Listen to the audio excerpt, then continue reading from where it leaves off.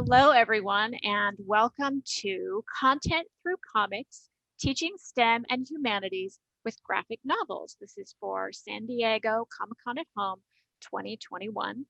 The first thing I'd like to do is ask the panelists to introduce themselves. So each of you just let us know who you are and what you do. And if you'd like to tell us your favorite comic, it could be a comic you use with students or just your favorite comic in general.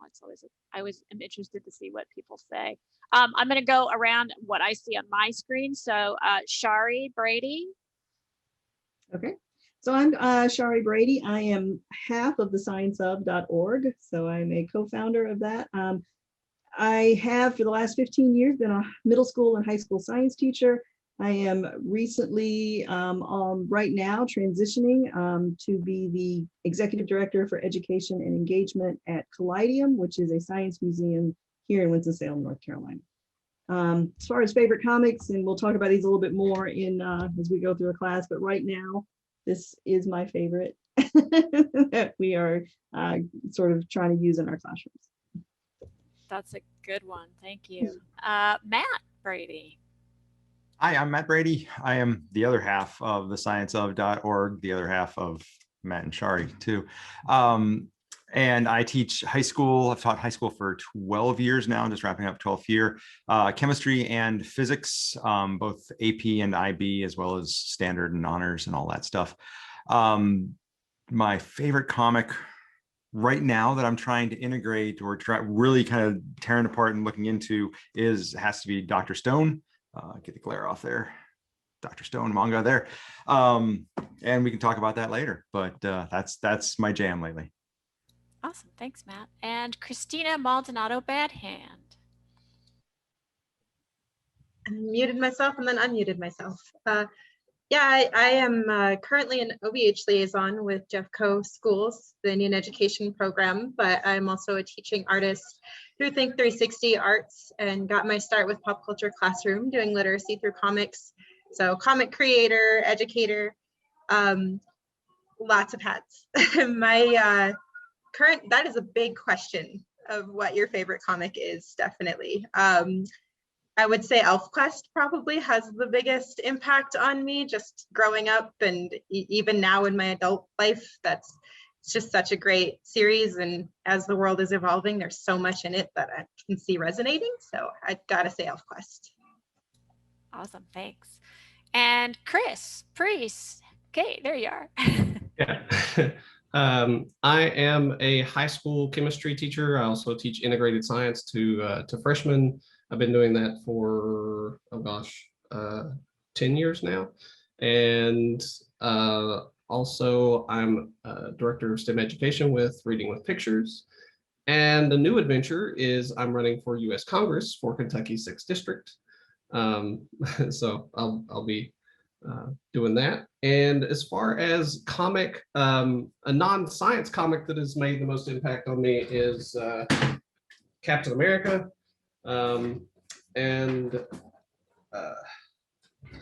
As far as science comics are concerned, what I use in my classroom, I would say Climate Changed is one of my favorites that I like to use. Awesome, thanks so much. And Tim Smythe. He's writing down. I was writing down the climate change. I hadn't heard of that one. Thanks, Chris. So I'm a high school social studies teacher. The first day of my career was the day before 9/11, so I always know how long I've been teaching. I'm also a reading specialist, and I do a lot of work. The favorite book that I use in my classroom, we'll talk about this, are the March trilogy. And of course, Run's coming out in August, which is fantastic. And I also have to plug, since you guys are talking about it, at all my presentations, I always use Reading with Pictures. It is the book to get started with, not to totally plug it, but it has every single science, math, reading, English, social studies. If you kind of want a place to get started as a teacher, I always highly recommend this book. So. Excellent, thank you so much. And another plug, there's a great teacher guide that goes with that as well. Thanks, Tim. Isabel Morales. Hey everybody, my name is Isabel. I'm currently an 8th grade middle school history teacher. And one of the books that I like to use is They Called Us Enemy, which tells the story of George Takei's life, his family's life during World War II. And my students, it makes them feel everything. There's, sadness and there's humor, and it teaches them a lot about a specific time period. Awesome, thank you. The amount of experience and knowledge on this panel is mind-blowing. Thank you all for being here. I'm Tracy Edmonds. I am the Vice President of K-12 Education for Reading with Pictures, and I'm also a teacher like everyone else here. I usually work with the younger kids. I love kindergartners. When we want to get started talking about using comics to teach STEM topics and history topics and content, a lot of people know that comics and graphic novels are great for literacy, but I know that they are also great for teaching content. So I just kind of wanted to give you guys a chance to talk about why comics? Why do you use them with your kids? What is it about comics that makes them great for teaching content? Anybody want to step up to the plate first? I know there's a lot of reasons. Sure. Chris. Sure. So for me, like the intricacies between images and text really help a lot with teaching science content, particularly because especially with chemistry, I need students to be able to think, in the terms of what atoms are doing and be able to relate that to what's happening that we can visually see, and also relate that to how we write that out in symbols or words or whatever. And comics are a great form that kind of integrates all of that. So I feel like the students are able to be able to pull all of that information from a comic that's well made, and so that's a major reason why I like using comics in my classroom. Great, thanks. Anybody have anything else? I know you have lots of ideas. It's which one you want to share, right? I think there's so many good ideas. I think in terms of STEM classrooms, that sequential learning. So it's, sort of those process skills and teaching them that sequence. So they can begin to see, and that can go back into writing procedures for experiments, or just, being able to follow the activity as it goes through, just design process in general. And I think comics are a good sort of entry into that as you're trying to teach that. It's a neat way to get them thinking about things in a sequence. Awesome. I would add in, you can't underestimate it. I'm passionate about comic books, and I think we forget too many times that teachers need to be individuals in the classroom. And so when I'm passionate about something, the kids get passionate about it, and it's different. And a lot of times the kids get to me in 10th grade, they've never read a comic book before. And so we need to take a look at, what is literature and all the different mediums and all the different genres and all the different things that we can do. And whenever I write teacher guides, like, it's so easy to tie to Common Core standards. I mean, there's one in particular, CC.1.3.5.G, literally states graphic novels. And so I always say, if you have a problem with an administrator, you tell them that if you're not using a graphic novel, you're actually not following Common Core. And as a social studies teacher, I can tell you that the students that can pick apart political cartoons, poems, primary sources are the kids that are my comic book readers, because they know how to do that naturally. And those who don't, once we learn how to read a comic, they are that much better at being able to get that visual and that textual evidence in whatever they do. Awesome. I also think that comics are, one, packed with information and references that are really good for supplementing content. So as we were learning about World War I, my students were reading the Harlem Hellfighters, and they kind of went hand in hand. Students were able to really understand issues about music and African Americans World War I because they were reading this book, and it was making it come alive through the images, through just the feeling that they get from reading it. I also think comics are brave and are able to touch on issues that maybe standard resources don't yet. Comics are able to talk about people of color and oppression and LGBTQ people and histories. I definitely agree with Isabel. I think the perspective that you get from comics, and especially from independent comic creators, you don't find in a textbook. Especially being a Native American person, a lot of the comics I use are from that Indigenous perspective, and been able to teach history as far as the massacres and things go, but from a different light. So often those things are written as a one-time deal. It was like a massacre and everybody was wiped out, but they don't see the ongoing, the way the world is now. Like basically, they don't see that perspective of it being the humanity part of BIPOC communities, really being able to insert yourself within that story and really living that perspective through reading those pages. And I also agree, I'm very passionate about comics because being dyslexic, that's actually how I learned to read, was by reading comic books and understanding the visual side of things. And then being an artist, it really cements that art is really integrated in all parts of our world. I mean, we're talking about STEM, but all of that, you have the artists that you need for engineering and for architecture and for medical illustrations. It's just a really beautiful way to show students that everything is interconnected and they all depend on each other in some sense. And if I can add on to what Isabel said, just real quick, I've learned, especially in younger kids literature, but in comics and everything else, that really the default when you're reading prose, if that character is not physically described, is white, is whatever it might be. And so in a crowd, you can draw somebody with a hijab, you can draw somebody in a wheelchair, you can draw somebody using a walker. And you would need page after page after page to describe all that. And in a comic, you can get it in one panel. Yeah, I know. The founder of Reading with Pictures, Josh Elder, used to say that comics are good for content because they have the 3 E's. They're engaging, they engage your brain, and kids love them. They're efficient, they can give you a lot of information in a very short period of time, and they're effective.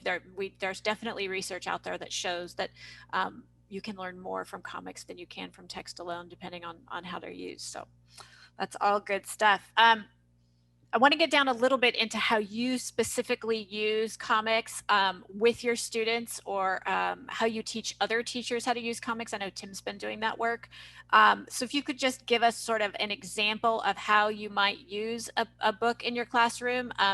Chris, I know you didn't have any good comics that you found for chemistry, so you made your own. How do you use there it is. How do you use the comic that you created with your students? Thanks for showing that, Tim. So yeah, initially there's the cartoon guides to chemistry, which are good if you already know chemistry, but they're not so great if you're just trying to learn it for the first time. And so I started creating my own comics. Initially, I created chemistry.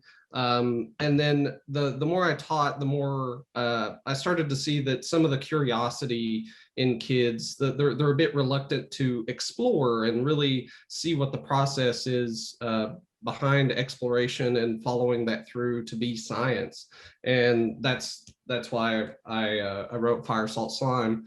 Is I took these, well, mainly fire and salt topics, and just tried to think about if I'm a kid just exploring that more hands-on initially, how far could I get before I would have to start looking up information online, and start and develop experiments to understand more about how these substances behave, and how I can figure out more about them. So I really use that to kind of jumpstart my students in exploring their own curiosity, because I don't want to just give them cookie cutter labs that they just follow all the way through all the time. They need, I want to see their ability to think critically about, okay, I have this problem, how do I solve it? And have them go through that process on their own. Unmute. Your comic's great for modeling that. I was very impressed with the way that you do that. Awesome. Shari, Matt, either one of you. I know you guys, you use a lot of different pop culture in your classrooms, and Deadpool and everything else, but comics specifically, which, you can use tell us of a specific example or just generally how you use them? Matt, I know you guys, or Shari, you held up the book. You were talking about cells at work. Have you had a chance to use it yet, or are you just exploring that at this point? It's a great story. I mean, I like it in the sense that it has, the vocabulary is very specific, that, the call out boxes are there, and that the characters all look the same throughout, so once you kind of get a sense of what their job is, especially for like second language learners, that, they see that character, they know what that job is, they know what that cell does. And so it's, it's very easy to kind of use that to, really, and the reading, it does, you get those reluctant learners, and it's, the pattern is there. And once it's established, it's easy to continue reading it. Yeah, it supports the reader for sure. Can you just give us a quick what the book is about, or what this is, a whole series, what the series is about, and for people that aren't familiar? The whole series, it takes place that, inside the body. It really focuses in on sort of the immune system and the circulatory system and, kind of the respiratory system. So there are white blood cells and red blood cells, and, they have viruses and bacteria that come in. And so that, it's just, the platelets are like little kids, and it just, that it really just kind of gives a good sense of how everything ties together within the body. Awesome. Matt, what other books do you use?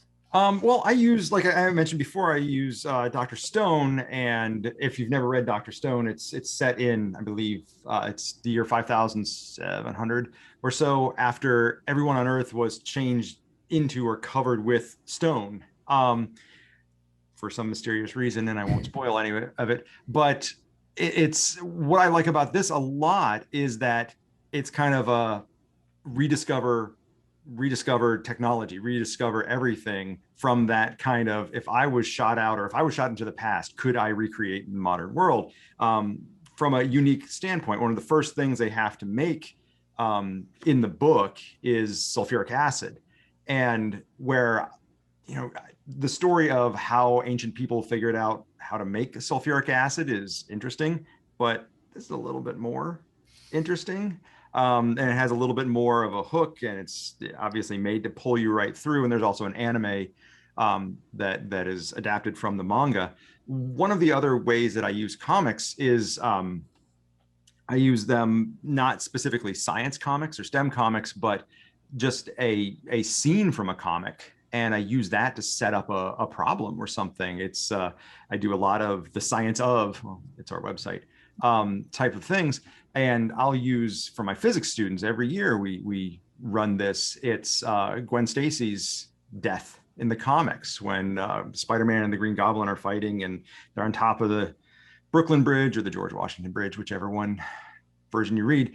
And Gwen gets pushed off, and Spider-Man shoots a web and catches her, except he does it too quick. He stops her too quick, and it breaks her neck.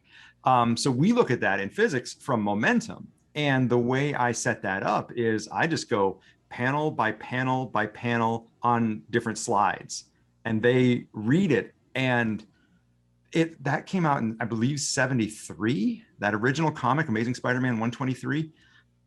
It still impacts my kids. And that's the power of comics, and that's story. And I've said before, science with story, and this can translate to any discipline, science with story is science that sticks. And so they understand what happened, and oh my gosh, she stopped too quick and it broke her neck. But then they have to do the math, and I give them Gwen's approximate mass and the height, and they have to figure out the change in momentum. And one year I even did it with a full-on lab where we built little Gwens out of spaghetti. And on one very unfortunate experiment, Gwen's head fell clean off, and it was traumatizing for everyone. But the fact that was traumatizing for them, not a good thing, but it was because of the story. They identified, they knew it, and they were invested in it. And that's something that comics and good story does so well for any audience. Awesome. That's amazing. Thank you. That's one. Yeah, that's one way. You know, there are different ways to use different tools in the classroom, and one of the ways to use comics is as sort of a launching point, right? We also sometimes want to use it for showing kids what's possible and what they can be. You know, what's the character's name that is Ironheart? Riri Williams. Riri Williams. I have a poster in my room. Moon Knight, the Devil Dinosaur, and Lunella Lafayette. Well, yes, Girl. another one. So there's all of these sort of representations that we can show kids to say, look, this is what a scientist looks like, right? It's all of these things, not just this one thing. Kids can't be what they don't see. Yep, exactly. And then another way is to use comics as actual instruction. That's another way to do it. So there are a lot of different ways to include them in your classroom. Anyone else want to talk about, I know we've done sort of the science and STEM part of it. What about sort of the history and humanities part of it? Anybody there want to chime in on how you use something in particular? Yeah, Isabel. Sure.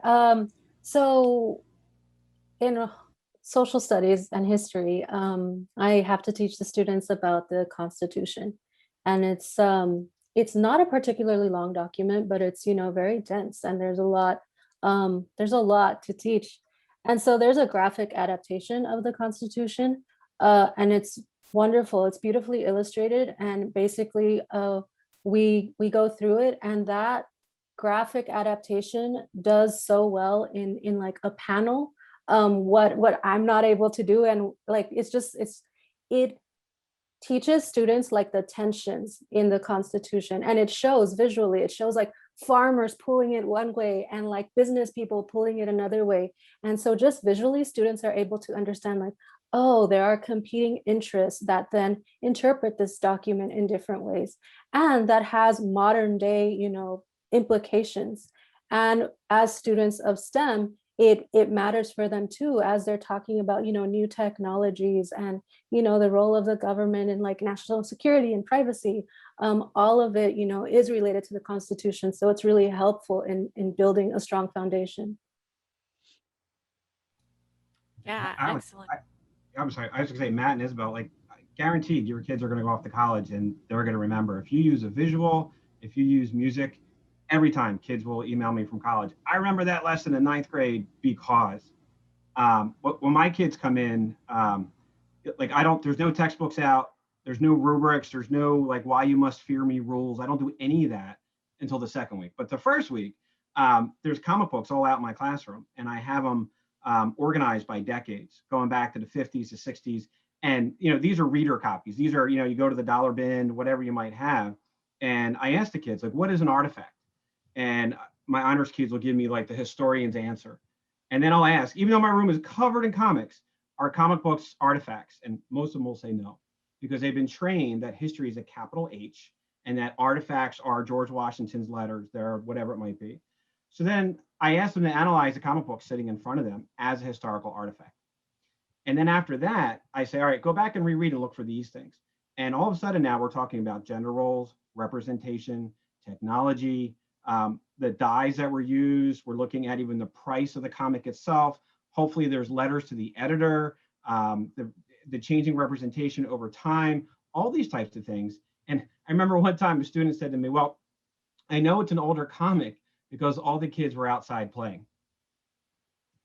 And it was like the saddest thing I've ever, but that on that first couple of days of school, suddenly now I've broken their minds over what they're supposed to do in school. And they're talking about class and they're exploring, and now they've let their guard down a lot. And it's pretty cool. I love seeing the expressions on their faces the first couple of days of school. Awesome. I'd love to be in your class, any of your classes. Gosh, crazy. Christina, how do you you have kids making comics, right? Isn't that a lot of what you do? Yeah, so we make a lot of comics, being a comic creator myself.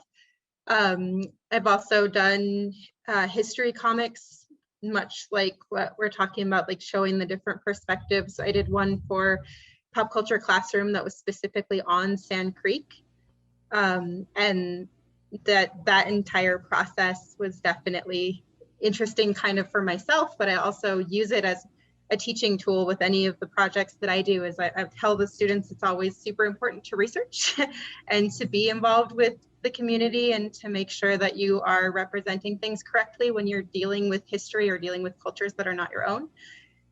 One of the things I love about teaching comics with kids is the collaborative part of it. I think with any of the topics here, it really teaches the kids how to work together, because comics is not really a one-person job. I mean, you can be a triple threat. I've definitely done it before.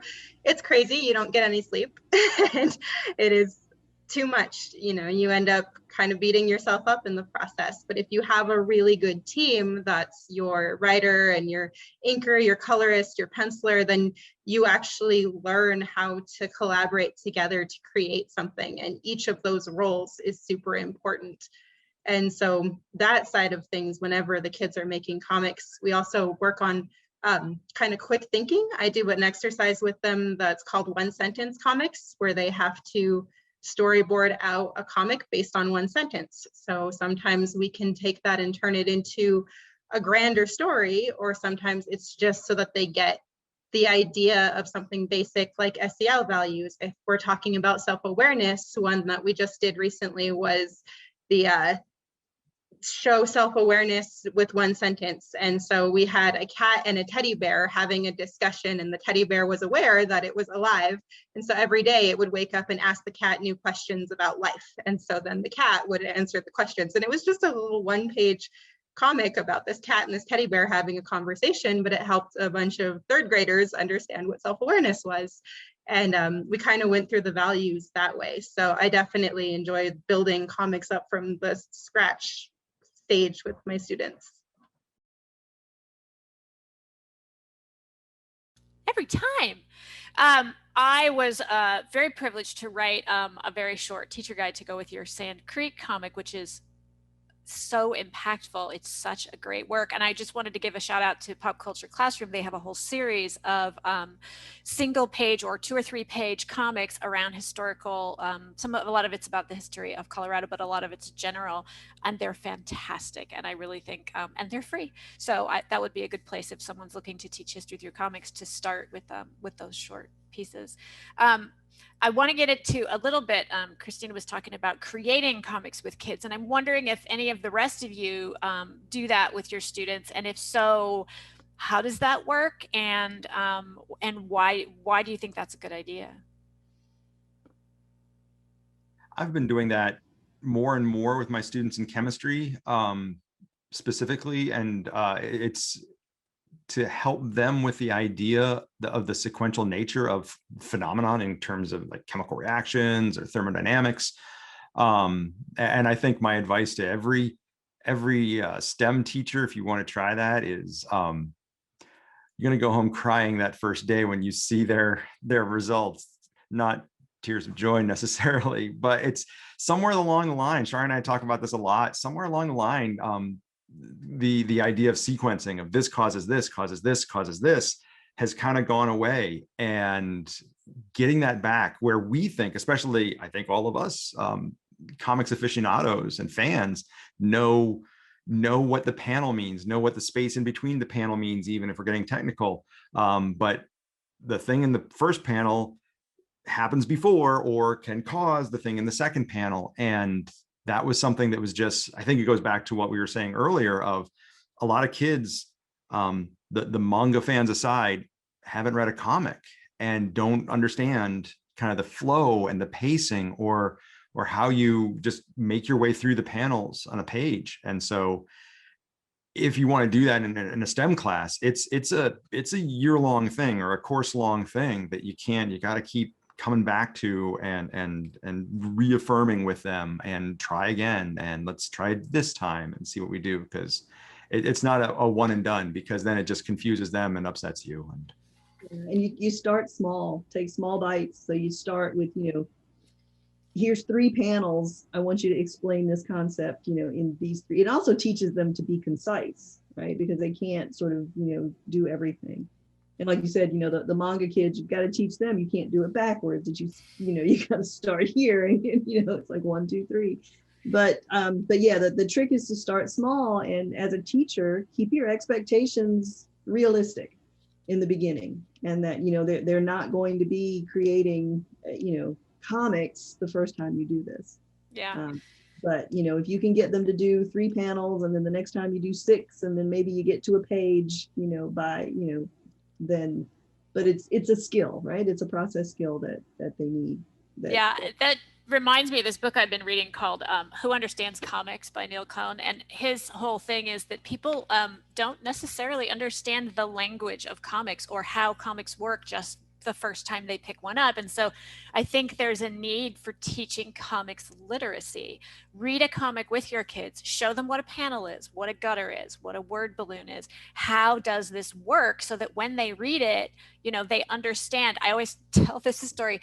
I know someone who works in comics or had just gotten a job very high up in comics, had read The Dark Knight.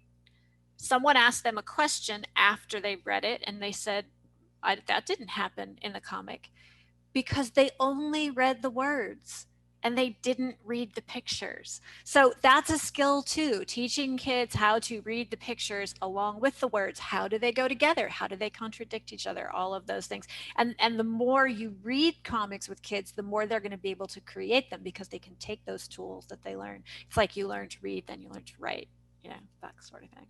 Does anybody else?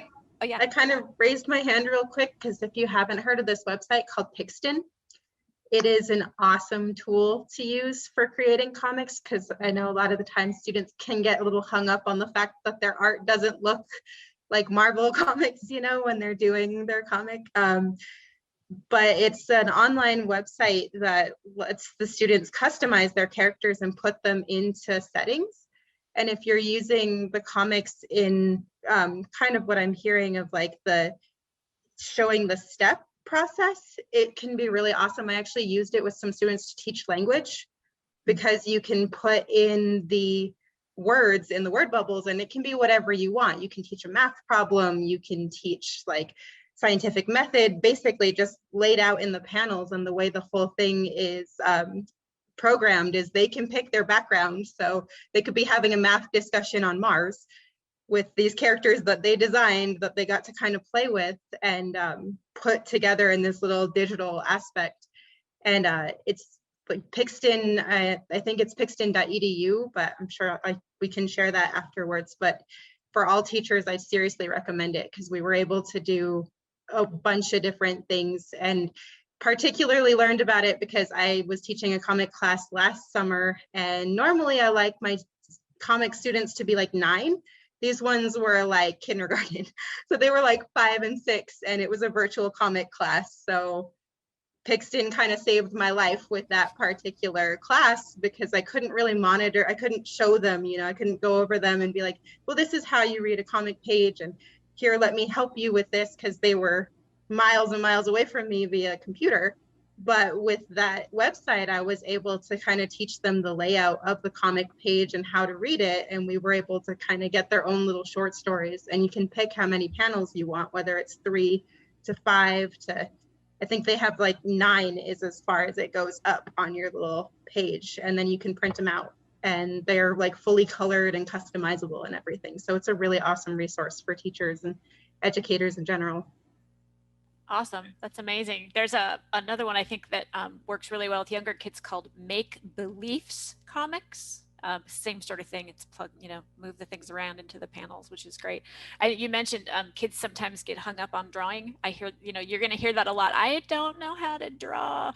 I like to point out that one of the comics with the biggest readership in the world, XKCD, is literally stick figures. So it doesn't matter. Don't worry about it. Anybody else create comics? Have anything else to share? Some tips? I want to add on to Christina's. What's great is with that art phobia kind of a thing is you already talked about there's many different parts to making a comic. So you can have the researcher, the storyboarder, you can have, in my classroom, we talked to the local historical society about local figures that nobody really knows about. And we do the research, and then other students create teacher guides, and then we share it with other teachers and things like that.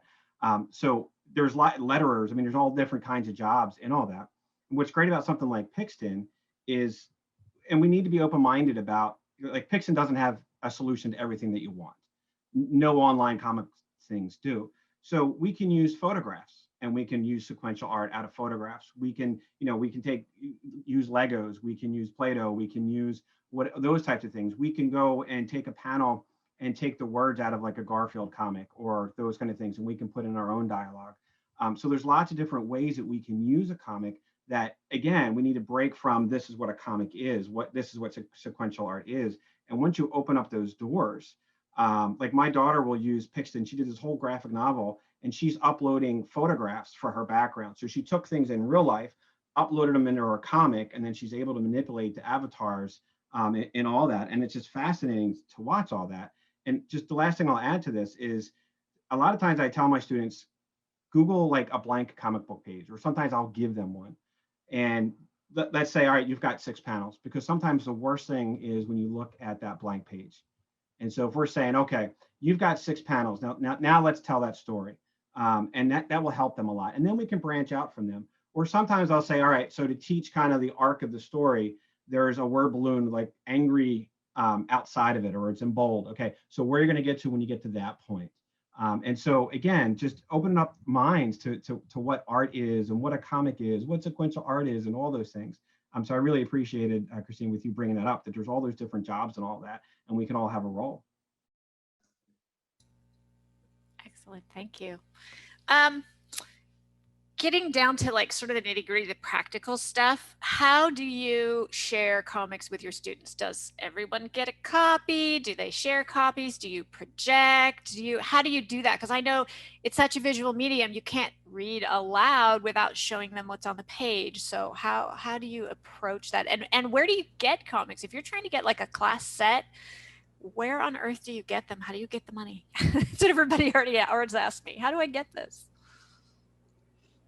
I would say you hit up Donors Choose is a really good resource. And your local comic shops. A lot of them will donate, especially if they're, like single issues or something that has recently come out that you want to use, not necessarily a graphic novel maybe, but a single issue of a comic.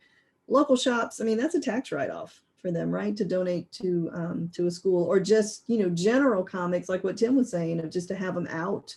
Like, just reader copies to get kids reading. A lot of times I'll use just a very small part of, whatever it is I'm going to use. And then, work with your media coordinators at the beginning of the year. They've got budgets and they're looking for, new things to purchase to put into the libraries. But, and I guess is it Comics Plus that Reading with Pictures works with? Yeah, Comics Plus has a program called Library Pass, where schools can access comics digitally. Yep. Plus, there's all those other, your local library will have things like, I can't remember the name of all the apps. There's a bunch of different apps that libraries use to read digitally, and a lot of those have graphic novels in them that you can check out. Yeah, we use that. We use the Library Pass. We were doing, I do some work with the U.S. State Department on a global kind of thing where we solve local issues through comics. And we use Library Pass, and we wanted them to read part of March. And then you go in there and you find dozens of titles that have to do with civil rights. And so I kind of do that in my classroom too. March is the only class that I have, but I might have 20 different titles on immigration and refugees. And so each student can read a different book, and then they can compare notes and those sorts of things. And we can make connections that way. And if I can also just, my website, teachingwithcomics.com, there's the most popular part of that website is I park whenever I find free online comics. There's lots of them that are out there that are great for use in the classroom. I park them on that part of my site. You're welcome to go there and take a look. And there's all kinds of things for all different subject levels and grade levels and things like that. So there's lots of different ways you can do that. Awesome, thanks. Anybody else? For Free Comic Book Day, usually the comic book shop will have comic books left over that weren't given away, and I've been able to ask the comic book shop if I can have some of the ones that are left over, and so I can distribute those to students. Now, those aren't necessarily used in my curriculum, but it gets comics in kids' hands and gets them reading, so they have more exposure to the medium, and it makes it a little easier whenever you're trying to get them to read science comics or what have you. I'd also say making a connection with the creators of those comics. Because a lot of the times they love being able to make little surprise visits in the classrooms, and that's just really cool for the students to be able to meet the creators of these comics. And just art-wise, it's the artist-wise, it's kind of more gratification, because a lot of the times our artists get used up like batteries and then people kind of forget about them. So there's a little bit more of a community aspect when you build those relationships with those creators and involve them in seeing what their comics are actually doing for students.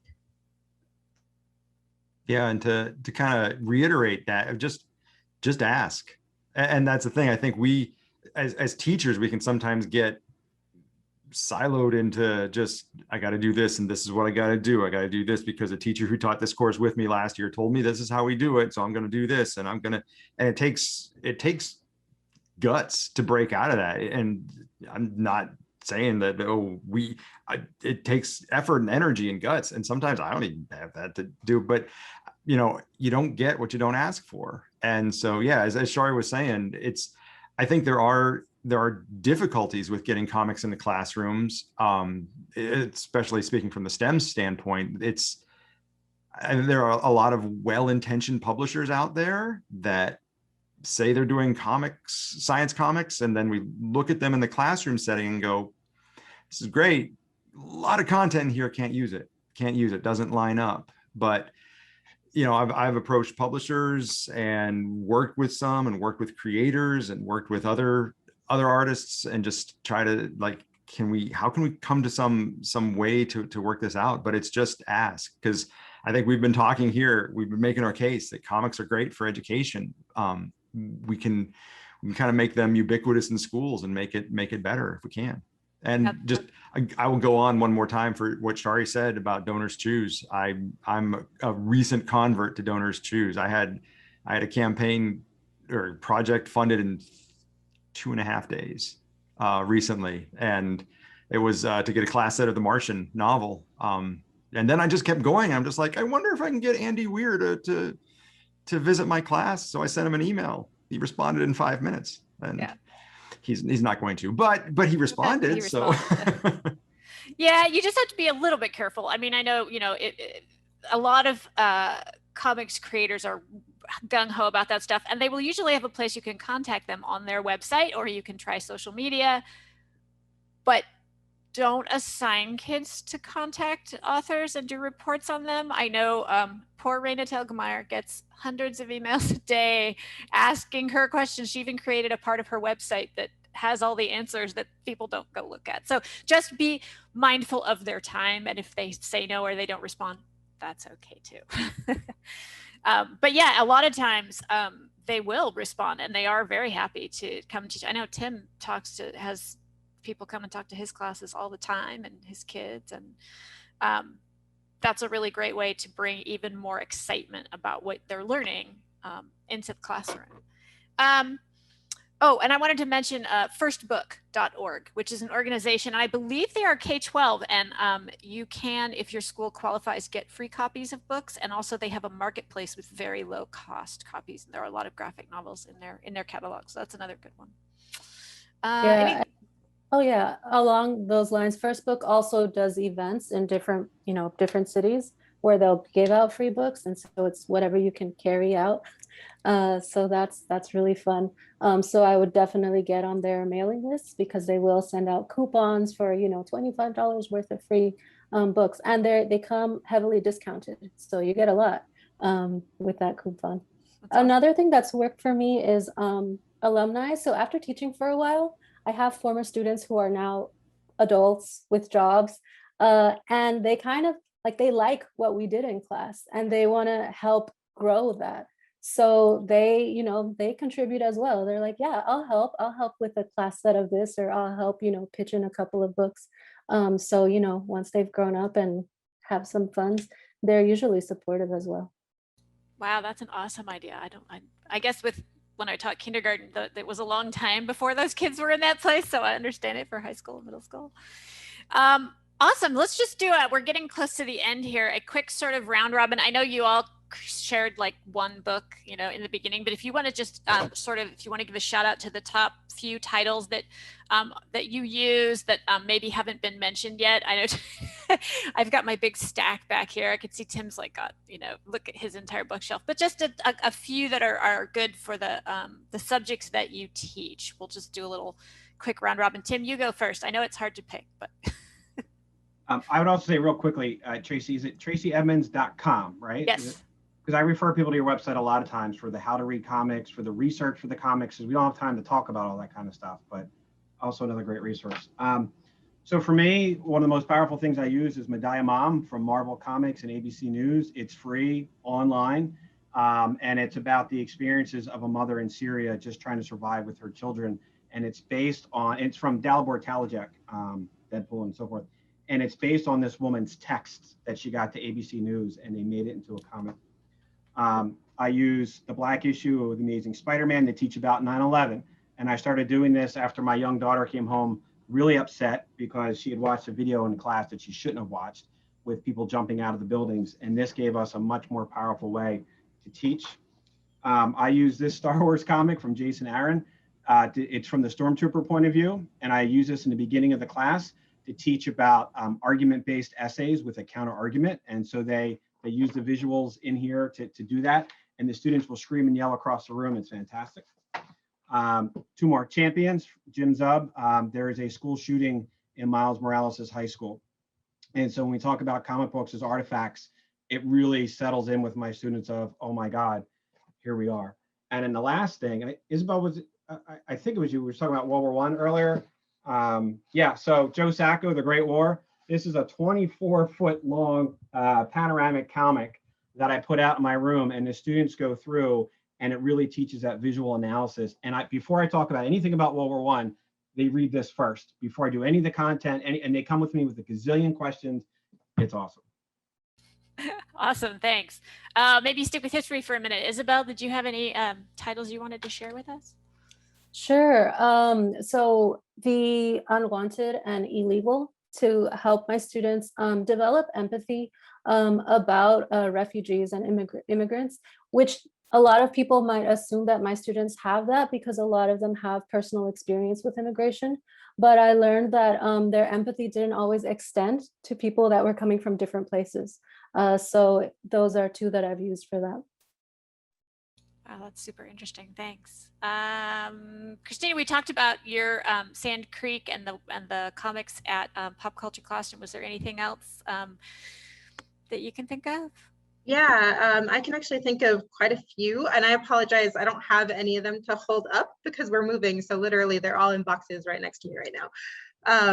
But Moonshot is a collective of Indigenous creators. I've actually used that to teach Indigenous star knowledge, particularly the Ochek story, but then there's also Whitebird, which is an amazing comic about the Holocaust. It's beautiful. Honestly, there's a ton that I could list. I also have a Pinterest under Create.io where I list reading recommendations. So you can check out some of those. A lot of them are independent. I definitely am a Marvel fangirl, but I really love seeing the things that come from independent creators and from anthologies. So I would definitely say like Moonshot is my go-to. Tales of the Mighty Code Talkers is a really good one that talks about the Code Talkers. And yeah, I honestly could keep going, so I'll make sure other people can have some time. I know it's hard. It's like picking your favorite child. You can't do it. What was your Pinterest again? It's under Create.io, and there's a whole bunch of different teaching resources under there. Awesome, thank you. And I'll when we're done here, I'll put together a post on my site that has all of these references, and I'll put a link to that. So anybody else want to talk about, now we can move over into the science world. I know we talked about Cells at Work and Dr. Stone, chemistry and Fire Salts Line. What else have we got? So I've got one, it's The Stuff of Life, which is Genetics and DNA by Mark Schultz. And then another one that I like is that's free, DC Comics, their Represent sort of, series of books that they did. And the first one is actually a free digital download, and it's by Christian Cooper. And so it's the sort of bird watching with social justice. And so it kind of all, it's very timely to sort of use, especially, if you're teaching ecology or anything like that, it's a really good sort of way to kind of get that interdisciplinary in there. And like I said, that first issue was a free digital download that DC did. So that's a really good one to Awesome. sort of put out there. And also in science, I guess we always have to mention the great Jim Ottaviani, he is the biographer, the graphic novel, or the graphic novel biographer of so many scientists. I called him the king of comics, and he laughed, and I said, but it's true. But he's the nicest guy too, and he probably wouldn't, even if he felt it was an outright lie, he wouldn't correct you. His biographies are so good because they do so much to what we have to do, or what we need to do for the betterment of science and the understanding of science, is show the scientists as real people, not these mythical heroes out there that are just infallible. And he's done Astronauts, which is a story of women on the final frontier.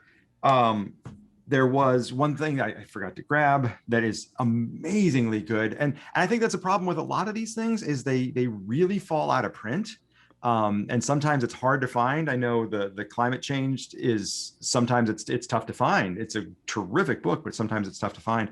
How Toons by Saul Griffith and Nick Dragata. That is the story science that sticks, because it not only tells a story of these two kids, but each episode has a project that they build that's part of the story. And even though I think it's aimed more for like an upper middle school, I used it in my physical science class, and we built flashlights right from that episode or that issue on there.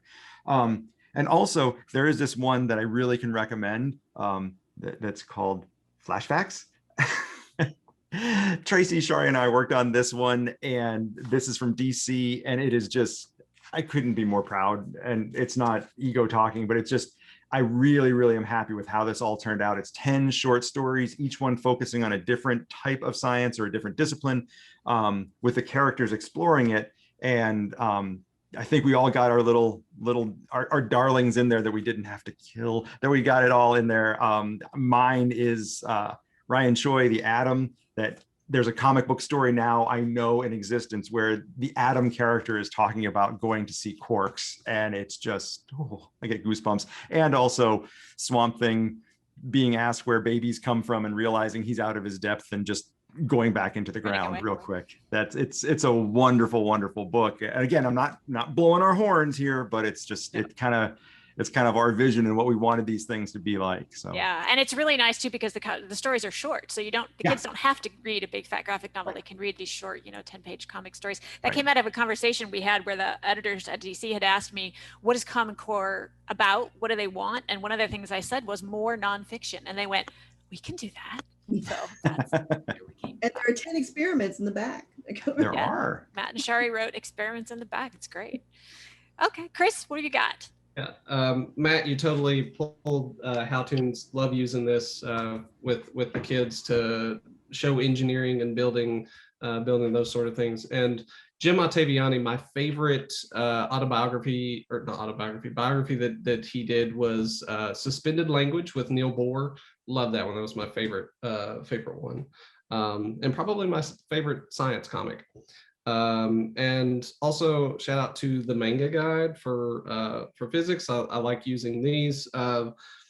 You don't see a lot of, even with the science comics, them trying to use or integrate the math into the comic. This does a little bit. Some of the math is still a lot of in the text, but it still tries in places. And I would really like to see more exploration and integrating that math in the visuals, with some of the higher content. And in terms of like superhero characters that are great for jumpstarting conversations in class, especially in chemistry, Firestorm, anytime he transmutates anything, and the Metal Men and Metamorpho are pretty great for that in chemistry. Yeah, the elemental stuff. Great, thank you. I just pulled a few that nobody's mentioned, and I can't believe these haven't been mentioned yet, but there's an entire series called Science Comics, and they sort of people think they're for younger kids. People look at them and say, oh, they go all the way from kid to adult, and they're very well done. I came across, oh, this is another one, Secret Coders. This is actually computer coding done by Gene Yang in comic form. Jeffrey Brown, you might know, he does Darth Vader as a dad. He has these very cute comics, but this is a whole series about Lucy and Andy, and it actually was done in cooperation with some scientists, and it talks about the Stone Age and what actually happened back then, which is great. And then for history, the king of younger kids history comics is Nathan Hale. He has a lot of books. This is actually about the Donner Party. It's called Donner Dinner Party. Kids love it because it's gross. And he has a whole series of those. And then there's a new series starting to come out by the people that did science comics for a second called History Comics. And I thought this one by Chris Schweitzer was particularly well done. It was a touchy subject, and I think he handled it very well. So a lot of people think that comics are all about superheroes. In this day and age, people still think that. And we just want people to know that it's a medium, not a genre. You can tell any story in comics, and every kind of story is being told in comics. We have to wrap up. So what I'm going to do is give you each a good minute to blow your own horn. Tell us what you're up to. If there's anything that, your website. I have a slide that I'll put up at the very end that has everybody's websites and contact information. But in the meantime, who would like to talk about what they do for 1 minute? Ready? Go. Matt. I'm just like, we're all being so nice now. Well, as Shari and I have both mentioned, we have our website, thescienceof.org. I do a lot of writing there of just kind of using pop culture as a way to engage and interest people in science. Don't get it as updated as often as I should with the school year, but hopefully I'll get a lot more going up this summer, and we'll get more educational resources going up there. If you are of the mind and you know what's coming up in June 20th, I believe, there is this book that you might want to check out called The Science of Rick and Morty. I wrote that, but it's the same idea, kind of the same philosophy that Shari and I share, is using pop culture to get people interested and engaged in science. And that's, I'll hand it over to Shari at this point. She can take the other half. Yeah, so with the Science Of, we do create teacher resources. And so one of the things that we are working on this summer is putting together STEM kits that are actually going to be vetted at the Science Museum. It's convenient that we can work that out. And hopefully we will have them for sale. We do have an Etsy store. So we've got stickers and other just kind of like cool science stuff up there. But our goal is to get the STEM kits up later this summer. So we'll have those up. Awesome, thanks. Christina, what do you got coming up? I'm actually teaching a character creation class next Friday, followed by a comics compilation class. Really, it's only like an hour through virtual Pueblo libraries here in Colorado. And then also inside the story orchestra project, where we'll be doing a children's book that runs alongside an orchestra project that's going on. So we'll have writers and then other kids that are making music, and then we'll be doing the storytelling side of it. And then I have a couple other exciting things happening that I can't talk about because unfortunately NDAs. But aside from that, we're still working on our con. So hopefully for 2022, we'll do IACon, which will actually be more BIPOC independent publisher focused, but that'll be here in Denver. We were supposed to have it during 2020, but we all know how that went. So looking at 2022. And other than that, just supporting Pop Culture Classroom and everything here in Denver. So. Excellent, thank you, and good luck. I hope that works out. Chris, what you got? I have two big things going on. One is I'm working on a cancer comic with a professor in oncology at the University of Kentucky, where I'm also a grad student. And so that'll be exploring Appalachia and how socioeconomic status and things like that affect, how you can get cancer more or more likely to get cancer. So it'll be this integrated story about Appalachia, as well as going through all the science of cancer, of how it happened, how it manifests through cells and the treatment and all that. And the second big thing is my campaign. I'm running for U.S. Congress, like I said before, so I am actively contacting people and working on that. So. Excellent, and best of luck to you. The influence of science is important, and we hope that you get there. Tim. So I'm teachingwithcomics.com. I got lots of free lesson plans, resources, what have you. I'm at History Comics on social. Feel free to reach out to me, email me, whatever. I will help you in any way that I can to kind of help you out in your classrooms. I have my first book, my Teaching with Comics, is due to my publisher in July. They were kind enough to push it back because of all the chaos of last year. So I'm really excited about that. It should be out in the fall from Routledge. I'm doing some work with the University of Virginia for open resource that we'll be sharing out with civil rights and comics. And I'm still working with the US State Department with a lot of countries and educators around the world using comics to teach about American culture and literacy and also solving local and global issues. So life is pretty good. Do you ever sleep? My goodness. Wow, you got a lot going on. Good for My you. 3 kids keep me up. So Yeah, good. there you go. Okay, and Isabel. Okay, so I have a website at drisabelmorales.com. Some projects that I'm working on, keep an eye on the Lego Education website. Several teachers, including me, partnered with them. Two, if you're really interested in, getting more graphic novels or whatever for your class, we actually put together a toolkit to help teachers advocate for maybe more creative resources for their classes. So that'll be coming out this summer. And I write curriculum and I do professional development for teachers. So I'm always happy to, partner with anybody. Thank you. Awesome, thank you. And TracyEdmonds.com, I have a lot of free resources there, research about comics and education, title lists, articles, all those kind of things. And then I will also take all the resources from this and gather them into a post and put that on the front page of my site so that you could go and find anything that you're looking for. I want to thank all of you. This has been fantastic. You guys are just, your experience and knowledge is so valuable, and I thank you for sharing it with our audience. And I'm going to leave us with a screen that will just show everyone's contact information so that you'll know how to find them. Okay, let's put that up. Thank you so much, everyone. Thank you, Tracy. Thank you. Whoops. Yeah, thank you. Thanks. All right, thanks. Bye. Thank you.